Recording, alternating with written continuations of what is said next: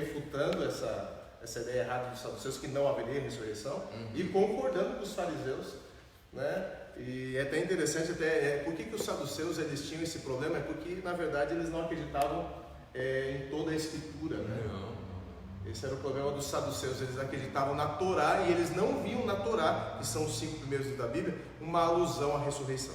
Então eles não acreditavam nos outros escritos, eles faziam da Torá a regra de fé, né? Exatamente. Ok, gente. Eles não acreditavam em anjos, eles não acreditavam em nada disso. Na verdade, eles eram muito mais radicais do que os fariseus, né? A gente pensa que a ala mais radical ali era os fariseus, mas eles eram muito mais radicais que os fariseus. Deixa só eu pegar um gancho ali com o final do verso 1 e a gente entrar aí no verso 2. No final do verso 1 fala que, não sei se vocês já vão entrar na questão daquele tempo, quando fala ali, mostrando referência ali do verso 40 ao verso 45 do capítulo 11, mas nesse ponto aqui, Miguel ele se levanta para poder salvar, para poder acudir, para poder ajudar ali aqueles, e aqui tem um termo ali bem interessante, né? Será salvo o teu povo, todo aquele, e quem é o povo, né, que ele está se referindo aqui? Todo aquele que for achado inscrito no livro. Ou seja, né? então não pode ser somente judeu, né? Não pode ser só uma etnia, né? Um grupo específico ali, mas é algo mais abrangente. Até porque, por exemplo, nós pegamos algumas pessoas no Antigo Testamento como Jó não era israelita, Melquisedeque não era israelita e eram pessoas tementes a Deus. Então, se só fosse somente o povo judeu, quer dizer que esses grandes homens ficariam lá de fora, inclusive Enoque. Exato. Porque é antes de Abraão, nem faz parte. Abel, todo mundo que morreu antes de Abraão. E aí ele faz referência ainda, né, nessa guerra e nessa vitória contra a morte que o pastor Luiz colocou aqui. A gente entra daí no verso 2, que você começou a introduzir para a gente a questão da ressurreição, né? Muitos dos que dormem no pó da terra ressuscitarão, uns para a vida eterna, e outros para a vergonha e para o horror eterno. Só que esses para a vida eterna precisam estar com o seu nome registrado no livro. No livro da vida. É uma coisa que está vinculada uma coisa a outra. Exatamente. E aqui existe até uma discussão, né? Alguns falam que é só aquela ressurreição que acontece ali no momento da volta de Jesus, né? Quando ele dá a ordem e todos os que morreram no Senhor, eles ressuscitam, né? E são levados para o céu. Mas a gente tem um texto que eu gostaria de compartilhar com vocês aqui, um texto do livro Desejado, O Grande Conflito, desculpa. Ele está no capítulo 40, a página 637. A gente tem Só um pouquinho, pastor. Gente, presta atenção que isso aqui agora pode ser que dê um nó na cabeça de alguns, então aperta o cinto aí, pessoal aí que está nos assistindo, porque agora talvez seja um pouco diferente daquilo que você pensava, né? Vai lá, pastor, manda bala aí, estamos preparados lá. Então vamos lá, se você quiser depois, o Grande Conflito, capítulo 40, página 637, o primeiro parágrafo diz assim: abrem-se sepulturas e muitos dos que dormem no pó da terra ressuscitarão, uns para a vida eterna e outros para a vergonha e desprezo eterno, fazendo referência aqui ao capítulo 12, verso 2 de Daniel. E aqui continua: todos os que morreram na fé da mensagem do terceiro anjo saem do túmulo glorificados para ouvirem o concerto de paz estabelecido por Deus com os que guardaram a sua lei, os mesmos que o transpassaram, Apocalipse 1:7, os que zombaram e escarneceram da agonia de Cristo e os mais acérrimos inimigos de sua verdade e povo, ressuscitam para contemplarem sua glória e ver a honra conferida aos fiéis e obedientes. Então aqui a gente tem uma referência clara de que no momento que antecede a volta de Jesus, vai haver ali a gente pode chamar assim, uma ressurreição especial, né? E quem vai fazer parte dessa ressurreição especial? Dois grupos distintos. Um grupo, aqueles que maltrataram Jesus, perseguiram Jesus, aqueles que perseguiram de forma mais acirrada Jesus, seus discípulos e todos os mártires no decorrer depois da história, né? Eles vão ressuscitar para ver Jesus voltando em glória. Então essa ressurreição só faz sentido se ela acontece antes da volta de Jesus, né? Para eles verem ali se concretizando. Mas tem um outro grupo também que ressuscita junto aqui, né? E esse grupo de ímpios, tem o grupo de ímpios, mas também tem um grupo de justos, de salvos, né? E aqui ela é clara em dizer que são aqueles que morreram na fé da mensagem do terceiro anjo. Apocalipse corrobora com isso. Eis que todo olho verá, até mesmo os que o transpassaram. Então, quando o Apocalipse faz a menção da volta de Jesus, no primeiro capítulo, eis que vem com as nuvens do céu e todo olho verá, ele diz assim, até aqueles que o transpassaram verão. Na verdade, Jesus promete isso aos sacerdotes e aos escribas quando ele é julgado. Lembra? Vamos ler esse texto para o pessoal aí, Mateus 26. Vamos ler esse texto para o pessoal aí para corroborar com o pensamento que o pastor está apresentando. Mateus 26, verso 64. Gente, então só para a gente entender aqui. A Bíblia fala de duas ressurreições, a ressurreição dos justos quando Cristo voltar pela segunda vez e a ressurreição dos ímpios após o milênio. No entanto, o que o pastor está apresentando aqui por meio do texto do grande conflito é uma ressurreição dos ímpios que não será no milênio, é uma ressurreição especial junto com os justos na segunda vinda de Jesus. É essa que ele está falando aqui, ou seja, Daniel capítulo 12 não está se referindo à ressurreição dos justos segunda vinda e dos ímpios pós-milênio. Ele está se referindo aos justos na segunda vinda, mas aos ímpios ainda na segunda vinda, para verem aqueles que eles rejeitaram. Isso é que ele está apresentando aqui. Por isso que eu falei que pode dar um nó na cabeça de alguém. Mas leia esse texto aí, gente. Mateus 26, 64. Eu vou ler a partir do verso 63 para...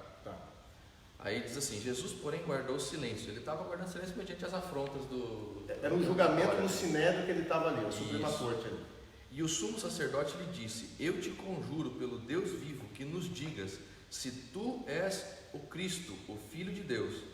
Verso 64, Jesus te respondeu, tu o disseste. Entretanto, vos declaro que desde agora vereis o Filho do Homem assentado à direita do Todo-Poderoso e vindo sobre as nuvens do céu. E aqui o sumo sacerdote então vai rasgar as vestes e vai dizer blasfêmia porque ele entendeu a mensagem. Ou seja, em que momento que eles veriam a Cristo como Filho de Deus, com glória e poder ao lado do Todo-Poderoso. Isso aqui é uma coisa interessante porque aponta que o Pai não vai ficar no céu esperando o cortejo nupcial subir, né? Ele vem junto com o Filho, né? Ele vem junto com o Filho. E outro detalhe então é que Jesus está prometendo para eles que eles contemplarão essa cena, que vai corroborar então o que o pastor Leandro está dizendo, é isso? Exatamente. Então eu acho que eu fico imaginando como que vai ser para aquelas pessoas, né, que foram esses principais líderes religiosos no contexto de Jesus ali, todos os restantes soldados ali, né, como vai ser para esse pessoal ressuscitar e ver aqueles que eles condenaram, aqueles que eles mataram, retornando ali como filho de Deus. Vai ser algo assim que aterrorizador. Exatamente. Aterrorizador. Falando sobre a ressurreição ainda, gente, e a expressão que o pastor mencionou, inscritos ou registrados no livro, é interessante ter um texto, tanto no Antigo Testamento como no Novo Testamento, que eu gosto muito, gostaria de compartilhar com o pessoal, para ver realmente que essa ideia do registro, que existe um livro onde está o nome dos salvos, chamado Livro da Vida, é uma coisa muito recorrente nas Escrituras. Filipenses capítulo 4, amigos, Filipenses capítulo 4, verso 3. Essa carta que Paulo escreve aos cristãos na cidade de Filipos, essa parte é muito interessante porque Paulo vai mencionar isso. Nós podemos ler a partir do verso 2, lá onde ele menciona alguns cristãos, verso 2 e 3 ali. 2 e 3. Rogo a Evódia e rogo a Sintique, pensem concordemente no Senhor. A ti, fiel companheiro de jugo, também peço que as auxilieis, pois juntas se esforçaram comigo no Evangelho, também com Clemente e com os demais cooperadores meus, cujos nomes se encontram no livro da vida. Olha que interessante, os nomes se encontram no livro da vida. Então o livro da vida realmente é um livro onde está o registro dos nomes. E aí vem ser compatível com o que nós lemos no capítulo 12, e até mesmo aquilo que Moisés fala, né? Quando Moisés lá em Êxodo 32 fala, olha, tira o meu nome do livro. Retira o meu nome do livro, quer dizer que Moisés também tinha o conhecimento sobre isso, a compreensão disso aí. Sim. Né? Você sabe que os judeus comemoram até hoje o Yom Kippur, né? Que é o dia do juízo. E a saudação no Yom Kippur, depois das orações e até mesmo uma forma de eles saudarem uns aos outros no dia do juízo, é justamente assim, que nossos nomes sejam escritos no livro da vida. Que bacana, né? Então eles têm essa noção de que quando você passa pelo juízo E se você passou pelo Yom Kippur, é porque teu nome está registrado no livro da vida. Você não vai estar no grupo daqueles que se perdem ou que terão a morte eterna, entendeu? Então aí volta naquele assunto de novo. Por que o nosso maior inimigo é a morte e a ressurreição tem que estar presente em toda a Bíblia? Porque essa é a garantia da vitória final. A garantia da vitória final é o estado original lá de Adão, vivendo para sempre, né? Muito bom. E o próprio Cristo diz, né? Aquele que crê em mim, ainda que morto, viverá. Ok, gente, vamos voltar lá então para Daniel 12. E aí então, como que fica essa questão, gente? Quando o anjo diz assim: tu, porém, Daniel, encerras as palavras e sela o livro até o tempo do fim. Muitos esquadrões saber se multiplicará. E aí? Bom, aqui a gente tem algumas coisas, né? Primeiro, o que é o tempo do fim? Temos que defini-lo, né? Quando que ele começa? Terceiro, o que significa a ciência se multiplicará? Porque algumas traduções, acredito que até uma que você possa ter aí, o que significa isso? A ciência se multiplicará. Será que ele estava falando da invenção disso aqui que a gente está agora, da câmera, do Wi-Fi, do iPad, do tecnologia? O que ele estava falando? Você sabe que algumas correntes teológicas, inclusive alguns filmes, apresentam isso. Sim. Né? Alguns documentários apocalípticos, né? A ciência multiplicará e aponta isso para o crescimento tecnológico. Uhum. Não, existem tantas inferências, gente, e aí eu digo inferências mesmo ao texto bíblico, que tem muita gente que infelizmente encara a profecia bíblica como as profecias de Nostradamus, assim, né? Então ele coloca lá, tipo, porque a águia subindo no céu e aquele pássaro amarelo, não sei se vocês lembram disso, mas na Copa, acho que de 2002, tinha uma profecia lá que foi interpretada por os indivíduos, né, que a seleção brasileira seria pentacampeã mundial, que Nostradamus teria profetizado isso, porque ele disse que o negócio de um povo alegre e feliz, cujo pássaro amarelo, não sei das quantas, né? Já associaram com a seleção canarinha. A seleção canarinha, só que é a mesma galera que tinha dito que Nostradamus tinha feito uma profecia que o mundo ia acabar no ano 2000, tipo... Não bate, né? Não bate. E aí, o que acontece? Tem muita gente que faz esse tipo de inferência à Bíblia. Então tem lá em Abacuque, né, diz assim, quando ele diz assim, olha, faça uma placa, pega essa visão, escreve uma placa, para quem passar correndo por ela consiga ver. E aí Sofonias tem uma visão dos carros de guerra que passavam ligeiro. O pessoal está falando, ele está falando aqui das vias rápidas, das estradas, das BRs. Gente, não. Dentro do contexto do livro é muito simples, né? Então é só você ver o que Deus está falando para ele. Daniel, fecha as palavras e sela essa profecia. Quando chegar o tempo do fim, muitos esquadrinharão e o saber se multiplicará. Qual saber? O saber relacionado a estas profecias que estão fechadas. E isso é interessante que o pastor está falando, gente, porque não é o livro todo que estava sem compreensão. Quando a gente fala assim que está selado, a gente entende assim, que não existe compreensão sobre aquele assunto. No entanto, quando você olha ali, pastor, o verso 8, ali menciona que ali já nos dá uma alusão que não é o livro todo que estava selado sem ser compreendido, é apenas uma parte do livro. Ali no capítulo 12, verso 8 diz: eu ouvi, porém não entendi, então eu disse, meu Senhor, qual será o fim dessas coisas? E ele respondeu, vai Daniel, porque estas palavras, o que ele acabou de dizer aqui, né, estão encerradas até os tempos do fim. Ou seja, o pastor vai falar aí, porque o tempo do fim... Bom, aí Daniel vai ter uma visão dos anjos ali agora, né? E o anjo vai perguntar para o outro, tá, então beleza, quando é que começa esse negócio? Aí o anjo vai dizer lá, o verso 7, tá, do capítulo 12. Ouvi o homem vestido de linho, que estava sobre as águas do rio, quando levantou a mão direita e a mão esquerda aos céus, e jurou por aquele que vive eternamente, que isso seria depois de um tempo, 2 tempos e metade de um tempo. E quando acabar a destruição do poder do povo santo, estas coisas todas se cumprirão. Daniel entra em parafuso agora, né? Porque foi justamente o tempo que ele não entendeu. Deixa eu só fazer um parênteses bem rapidinho aqui. Depois, se você... Um aspecto interessante aqui, esse relato propriamente dito e essa cena acontecendo, ela está num íntimo paralelo com o Apocalipse 10. Se você abrir sua Bíblia aí, Apocalipse capítulo 10, e você vê ali a partir do verso 5. A partir do verso 5, né? Então o anjo que vi em pé sobre o mar e sobre a terra levantou a mão direita ao céu e jurou por aquele que vive pelos séculos dos séculos, o mesmo que criou o céu e a terra. Então a gente vê a mesma cena que acontece lá em Daniel, a gente vê acontecendo aqui também em Apocalipse. Ou seja, aí vai ser a explicação do que ele não entendeu aqui. Do que ele não entendeu aqui, exatamente. Agora, veja a questão ali. Aqui você tem um anjo, né, com os dois braços erguidos, jurando por aquele que vive eternamente. No livro, no capítulo 10, você vê o anjo com uma mão levantada só. Por que ele está com uma mão levantada? Porque a outra ele está segurando o livro. Não, porque tem gente que gosta de detalhezinho, né? Mas lá ele tem duas mãos, aqui ele tem uma mão. Por que aqui ele está com uma mão levantada só? Porque ele está segurando o livro, pai. Né? E ele jura por aquele que vive eternamente. Aqui a nossa tradução, infelizmente, ela dá uma escorregada. Porque na nossa tradução diz assim, já não haverá mais demora. Só que a palavra ali não é demora, a palavra grega ali é cronos. Você não precisa saber grego para você saber o que significa cronos. Cronos vem de cronógrafo, cronômetro, ou seja, um medidor de tempo. Então a palavra cronos significa tempo. Então olha que interessante, lá no livro de Daniel o anjo fala, isso tudo vai se cumprir depois de um tempo, 2 tempos, metade de um tempo. Lá no Apocalipse o anjo levanta a mão e diz assim, não tem mais tempo. Acabou o tempo. Acabou o tempo. Ou seja, se cumpriu aqui.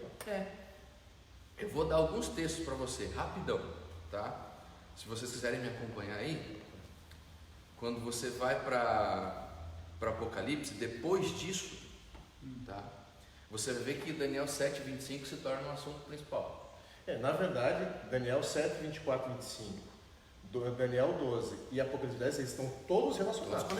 Todos conectados. Você nunca vai entender Apocalipse 10 se não entender já desde a base que é Daniel 7. Isso. Então olha só que legal. Vamos lá para Apocalipse 11. Qual verso você quer? Deixa eu ver. Apocalipse capítulo 11, versos 1 e 2. Foi-me dado um caniço semelhante a uma vara, e também me foi dito, dispõe-te e mede o santuário de Deus, o seu altar e os que nele adoram.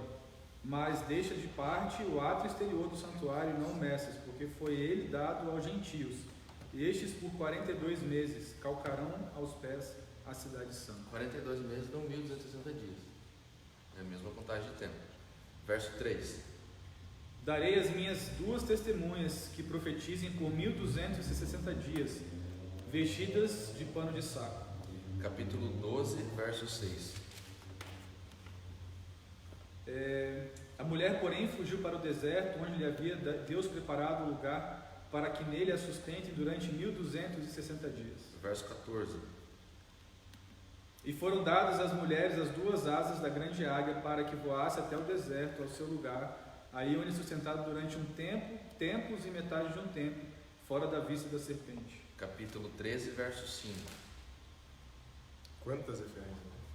Foi-lhe dada uma boca que proferia arrogâncias e blasfêmias, e autoridade para agir 42 meses. Você está vendo que depois que o livrinho se abre, as contagens de tempo que Daniel não entendeu, ela se torna o assunto principal? E eu nem falei do juízo aqui ainda. Se você pegar ali capítulo 11, verso 19, você vai ver que João tem uma visão do santuário se abrindo e ele consegue enxergar a Arca da Aliança, que era algo que você só via no dia do juízo, né? Então as cenas que Daniel não entendeu, elas começam a ser explicadas no livro de Apocalipse. É interessante, né? Talvez aqui seja só uma conjectura, mas é uma conjectura que eu gosto, que é assim, Daniel tem um pedaço do seu livro que está selado e oculto, ele está fechado. Qual é o nome do último livro da Bíblia? Revelação. Ali você entende o propósito dele. O propósito dele é revelar aquilo que estava escondido, oculto, ou selado, se você preferir esse contexto. Mas dá para você mexer com mais coisas, cara. Por exemplo, tem alguns paralelos legais aqui. Você vê que Daniel 7:25 falava que o chifre pequeno proferia palavras contra o Altíssimo, né? Proferirá palavras contra o Altíssimo. No capítulo 13, verso 5 de Apocalipse, você vai ver que aquela besta tinha uma boca que proferia blasfêmias e falava com arrogância. Então tá tudo casadinho, sabe? Ou seja, o tempo do fim é o término daquele momento em que o chifre pequeno do capítulo 7, ele acaba de perseguir o povo de Deus, termina seu momento de supremacia, seu apogeu, 1798. Quando ele recebe o golpe mortal lá, a ferida mortal. Agora, olha só que interessante, gente. O tempo do fim ali, então, está atrelado ao término dos 1260 dias. Então, a partir de 1798, nós ingressamos no período do tempo do fim. Seria isso. Então, depois de 1798, essas maravilhas iriam acontecer. Só que tem um detalhe aqui, pastores. A profecia dos 1260 anos, ou um tempo, 2 tempos, metade de um tempo, ela, lá no Daniel capítulo 7, verso 24 e 25, parece nos dar a entender o início da contagem dessa profecia, que vai nos ajudar depois a entender os outros períodos de tempo. Então eu vou ler para vocês aqui Daniel 7, 24 e 25, diz assim, os 10 chifres correspondem a 10 reis que se levantarão daquele mesmo reino. Está falando aqui do quarto animal, né, que era a Babilônia. O primeiro animal representava a Babilônia, a segunda representava a Média e a Pérsia, o terceiro animal representando os gregos e o quarto animal representando Roma. De Roma surgiriam então 10 reinos. Então, os 10 chifres correspondem a 10 reis que se levantarão daquele mesmo reino. E depois deles se levantará outro, esse aqui falando do chifre pequeno, o qual será diferente dos primeiros e abaterá a 3 reis, ou a 3 reinos. O que ele vai fazer? Proferir palavras contra o Altíssimo, magoar os santos do Altíssimo, mudará os tempos e a lei, e os santos lhe serão entregues nas mãos por um tempo, 2 tempos e metade de um tempo. Ou seja, esse tempo só poderia ser contado a partir do momento do abatimento do terceiro reinado. Porque para ele surgir, ele teria que abater 3 reis. Então, teria que ser mais ou menos esse o período de tempo de contagem. Eu diria que as coisas vão meio que se mesclar. Porque para ele abater os reis, ele já tem que ter uma certa força. Mas uma força não consolidada. Então, ele já tem que existir para ele poder abater os reis, mas ele não tem tanta força assim, porque o fato de ele abater os reis vai dar a ele a plenitude de poder. Então, são eventos assim meio que se entrelaçam. Porque às vezes quando a gente fala de certos eventos proféticos, a gente coloca eles assim em caixinhas, né? E a gente tem que lembrar que a profecia também tem um dinamismo, ela também vai acontecendo, né? Então, quando você olha para essa fala, ela se torna importante ali para os períodos, como você falou, do final do capítulo 12, porque ela mostra para a gente o começo da ascensão desse chifre até a consolidação dele. E quando ele se consolida, começam os 1260 anos com a consolidação dele, só que ele perde o poder no final desse tempo. Então mostra a origem, a ascensão e o declínio nesse período de tempo.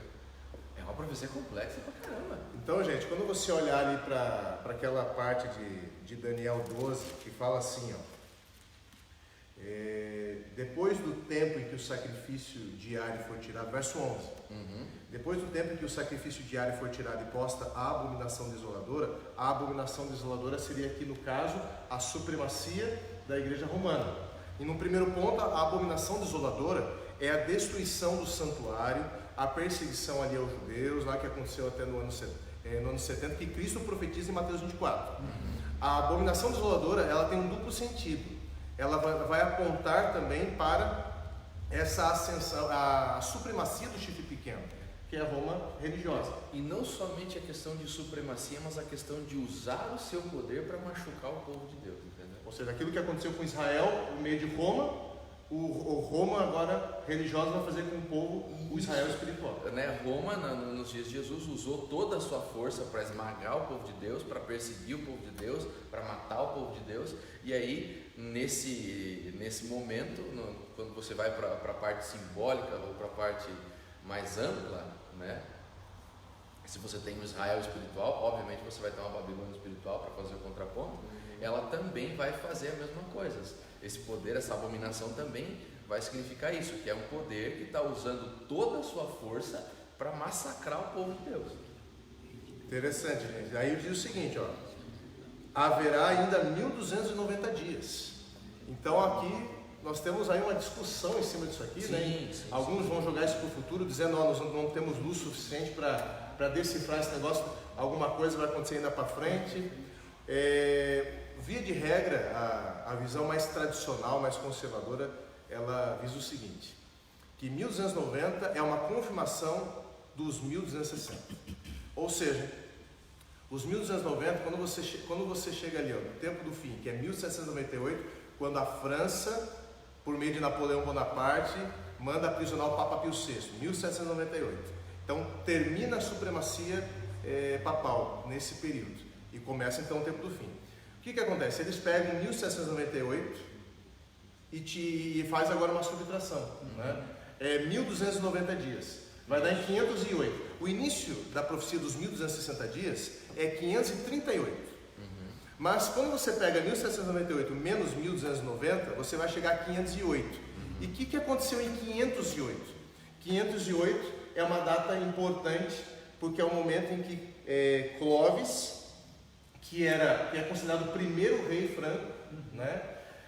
Agora torna-se cristão e, por meio dos seus exércitos, por uma motivação religiosa para defender os interesses do bispo de Roma, do papado, exclusivamente do papado. Nesse momento ele vence um dos primeiros chifres, dos primeiros reis, dos primeiros 3 chifres que Daniel falava lá em 7, que começa a abrir o caminho para que o chifre pequeno tenha assim a sua supremacia. Isso, porque a ideia é 538 está ligada com a consolidação do chifre pequeno.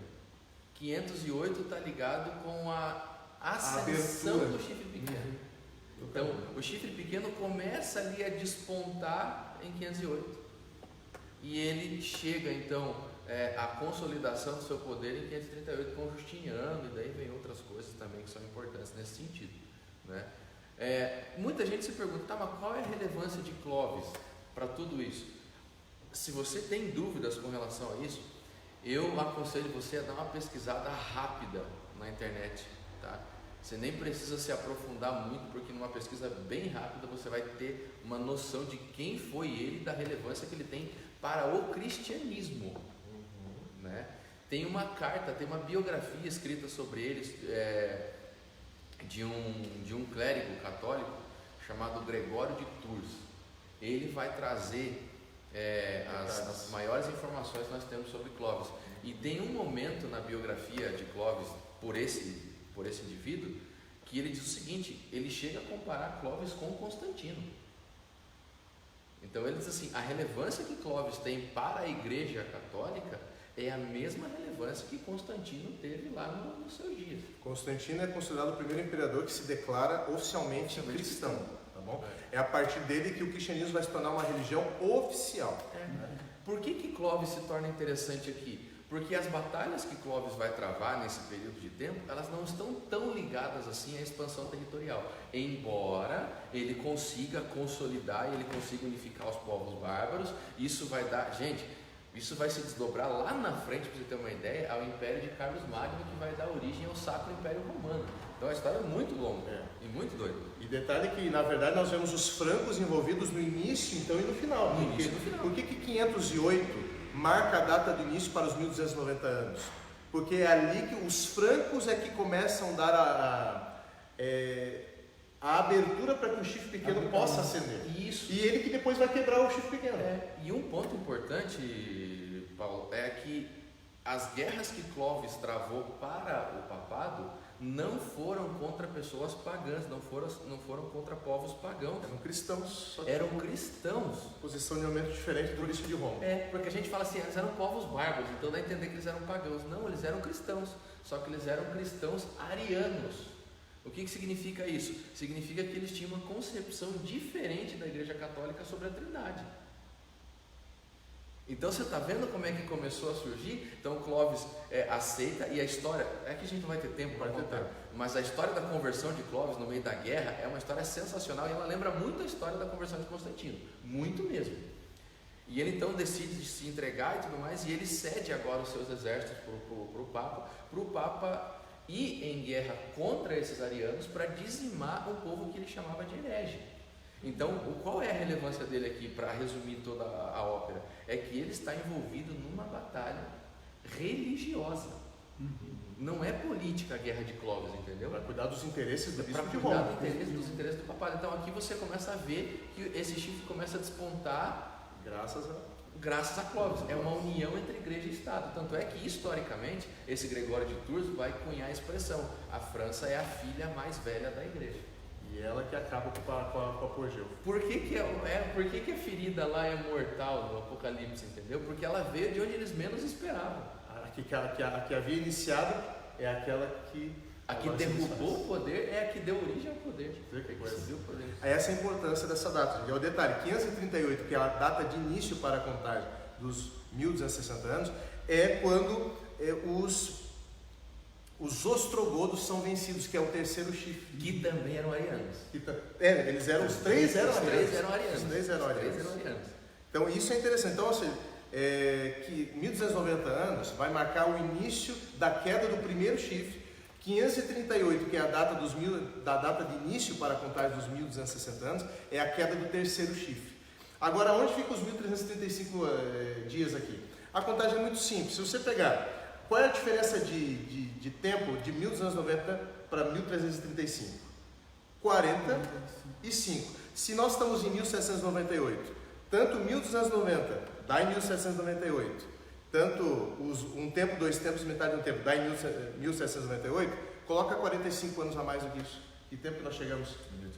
1843. Ou seja, os 1335 dias agora é a confirmação do outro período de tempo que Daniel não havia entendido. As 2300 tardes e manhãs, o início do jogo do juízo. Que é a primeira mensagem angélica de Apocalipse 14. Fantástico isso aqui. A primeira mensagem angélica. E também na parábola das 10 virgens, você pode ver isso no próprio Grande Conflito, se você quiser dar uma olhada, é o clamor da meia-noite. Eis o noivo, saiu seu encontro. Fantástico, isso ou seja, aqui o anjo está costurando a profecia. Sim. Ele está fazendo costurando a profecia, então está tudo relacionado. É muito interessante, ou seja, está relacionado aqui o julgamento do chifre pequeno com 2.300 tardes manhãs, ele está tudo conectado ao juízo, né? Porque muita gente vai perguntar, pastor, mas não tinha que dar 1844? Não, porque a primeira mensagem angélica não foi dada em 1844, ela foi dada antes.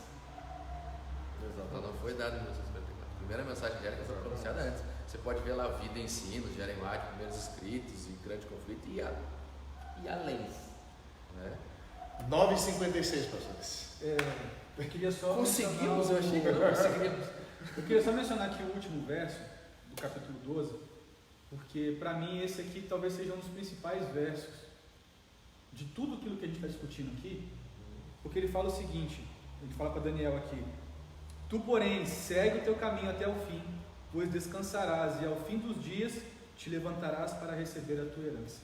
Aqui está sendo falado para Daniel assim: Daniel, existe algo que vai além de tudo isso daqui, Daniel. A tua passagem por aqui não se restringe só a isso aqui. Existe algo sendo preparado muito especial para você. E ao final de tudo isso você vai receber. Essa é a esperança, e é por causa disso aqui que vale a pena a gente se manter fiel. É por causa dessa esperança que vale a pena a gente não se corromper com aquilo que o mundo oferece para a gente. Porque a gente precisa ter claro na nossa mente que a nossa existência, ela não se limita aqui aos poucos anos que a gente tem de vivência aqui na Terra. Perseverar, mesmo que não sejamos o povo que verá em vida esses acontecimentos acontecerem. Né? Exatamente. No caso de Daniel, teve que perseverar, confiando na promessa de Deus que ele vai cumprir, mesmo sem ele viver, para ver assim com seus próprios olhos isso acontecendo. Né? Não, e eu fico pensando no lugar de honra que Deus colocou Daniel. Não que Daniel se colocou, mas que Deus colocou Daniel. Primeira coisa Daniel ouve da boca do anjo Gabriel: você é muito amado. Essa é uma das coisas que ele ouve direto da boca de um anjo. Um anjo desce diretamente do céu para falar para Daniel: você é amado de Deus.